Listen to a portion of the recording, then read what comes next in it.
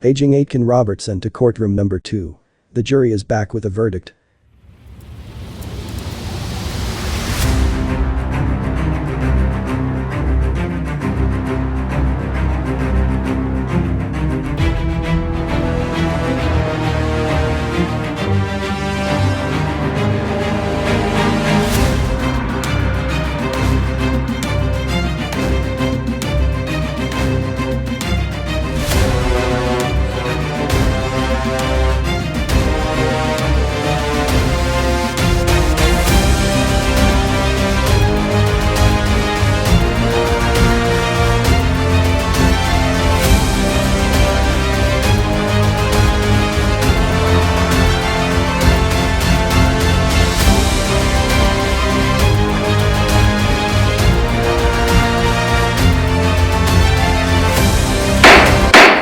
Members of the jury, how do you find the accused?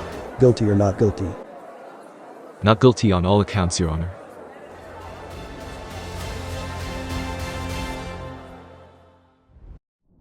Welcome to Legally Speaking, the channel where we break down complex legal topics to help you better understand the justice system. I'm your host, Melanie van Orde, licensed paralegal at Aitken Robertson. Today we are delving into a topic of preliminary hearings. What are they? Why do they matter? And what you, as an accused, need to know if you are facing one. Joining us today is Taryn Paul Dhaliwal, who brings extensive experience in criminal law, having worked on cases ranging from impaired driving and assault, drug offences, firearms, fraud, and even murder. Taryn Paul has been instrumental in achieving favorable outcomes for clients. So stay tuned as we explore the ins and outs of preliminary hearings and provide you with the essential information you will need.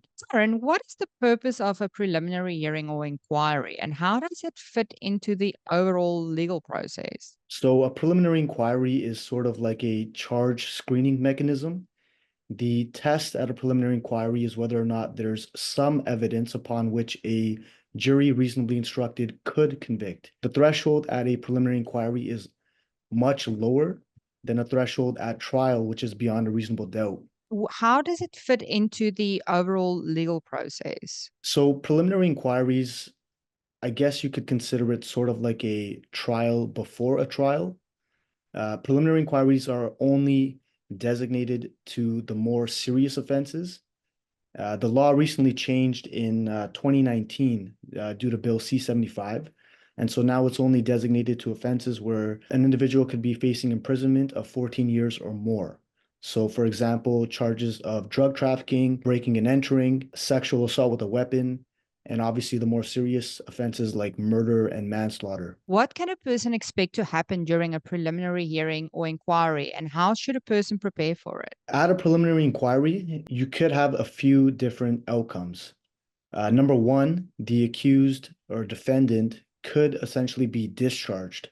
So if there's not enough evidence at the preliminary inquiry, the entire case could get dropped by way of a discharge. If there is enough evidence to commit the individual to trial, that's what will happen. The individual will get committed to stand trial in the Superior Court of Justice. The preliminary inquiry is a useful defense tactic because it allows the defense to develop, for example, a potential pretrial application down the road.